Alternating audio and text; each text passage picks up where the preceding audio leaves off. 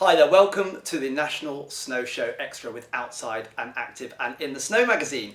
My name is Rob Stewart, I'm your host today and I'm with Kayleigh Hokanson. Hi Kayleigh, how are you? I'm good, how are you? I'm really well actually, it's really exciting to be here at this ski show, obviously great to be back. Yeah. And there's a real buzz out there I thought, and I was watching your talk earlier and there was loads of people sitting there in the audience listening as well.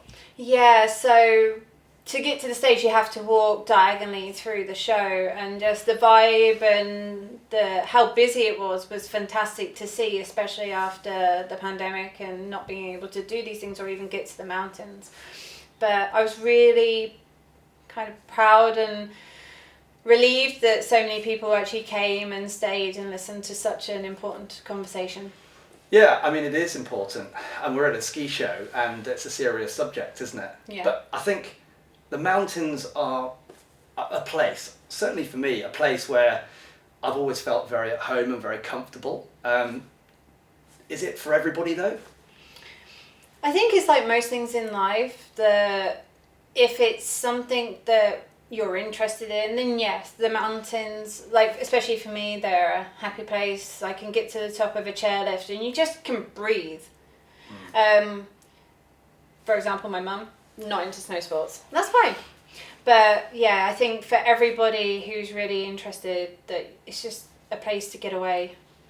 And you founded AWOL clothing, ski clothing company, a few years ago. Mm-hmm. What got you to the point where you wanted to start a brand in the ski industry? So I've been a ski and snowboard instructor since 2012. I started AWOL Mountain Wear in 2017. So it was a nice little gap. So I'd been in the industry for a decent time, and so I wanted to bring sustainable, reduced fast fashion. But then after my diagnosis of PTSD, I realised that I needed to do more.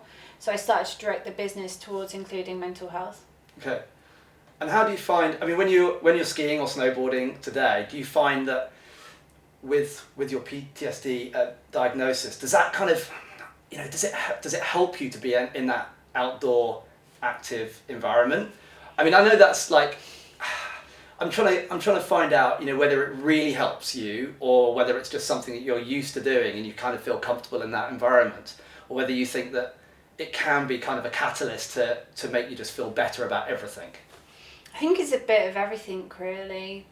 Like being in the mountain is in some ways like a form of therapy to me. It's a way that I can relax, and I'm in an area where I'm away from social media, from the news, from people if you want. Once your goggles are on, you can be in your own world or you can ride with your friends. So that's fantastic. Obviously these days, if you like, talking about mental health, it's so much easier, isn't it? There's less taboos today talking about this subject. I know Tony Suter very well from the Ellie Suter Foundation, and what they do is fantastic, supporting athletes and young athletes through the whole process of training and financing all of that side, because there's a lot of pressure on young people, today. The question I've got is are we there yet with this, with being able to talk about mental health? Are some people still quite sort of scared and timid about talking about it? And how do we actually improve that even further than where we are today? There's three questions there. That's good. You might need to remind me of a few. I think we're on the edge of getting there. When I was trying to pull the panel together, there were some people that I know that they've had a past with their mental health, but they weren't ready to speak openly, and that's fine. But I do think that we're getting better. The industry's starting to listen and starting to understand that you're not crazy, you're not ill. It's just, like for me, for example, I was in a very bad relationship that gave me complex PTSD. And now it's about how to adapt and grow and to fit into the industry and still be me.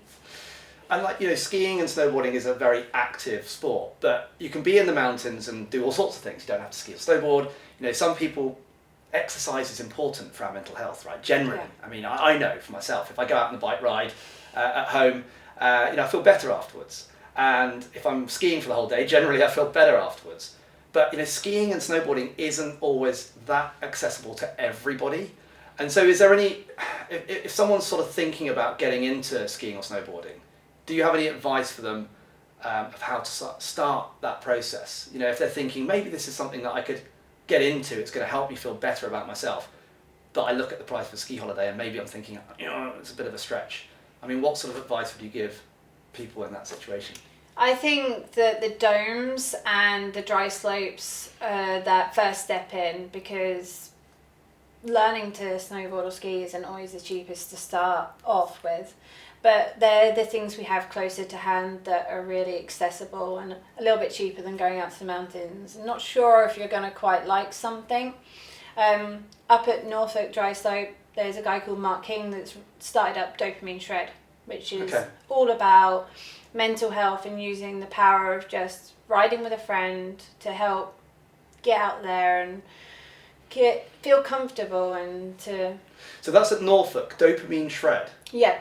And that's just at Norfolk at the moment? I mean, do you think that's something that other slopes could pick up on and start sort of running those kind of sessions? I know at the Snow Centre in Hemel there's organisations like Snowbility that work with you know, all sorts of people with different, you know, mental health conditions as well as physical autism and... Exactly. Yes. Yeah. So any other organisations, you know, like that around the country?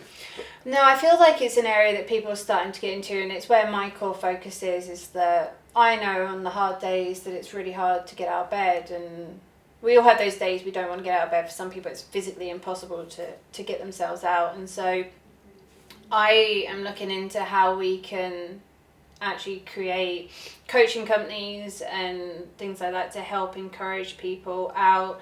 A little bit similar to like Snowbility, working with adaptive learners. It's like adapting and encouraging people that can't leave the house to get out and use snow as like almost a form of therapy. So Dopamine Shred is really new, that Mark's starting up and he's getting support from the council and starting it up, and I feel like it is going to grow and grow. I mean, seeing all the people here today, you know, at the show, it seems like that people are prepared to come back out again after this 18 months or, you know, more of COVID and lockdowns and everything we've been through. I mean, how are you feeling about that yourself? Did you ski last winter, and are you going to go skiing again this winter?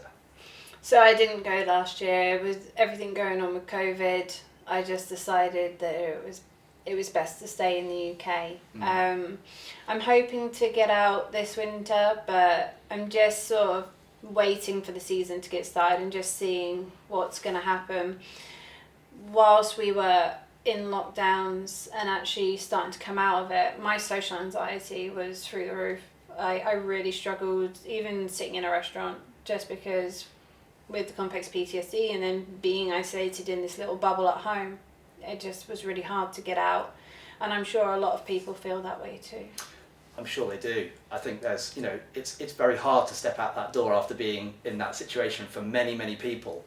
Do you think that, would you encourage people to go skiing this winter? I mean, you know, in terms of, do you think we should be stepping out the door now and taking a proactive approach to that?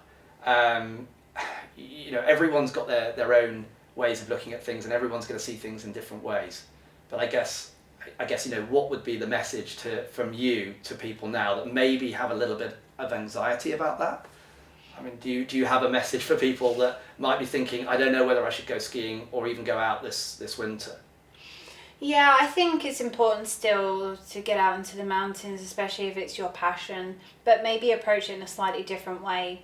So if you are anxious, if you're not sure, if you don't know if it's quite right with how you're feeling, if you're strong enough, maybe look at a coaching company and go and take in some lessons and like breaking it up and getting the support from them to help you. There are so many out there that could just help just like ease you into it and look after you and look after your mental health as well.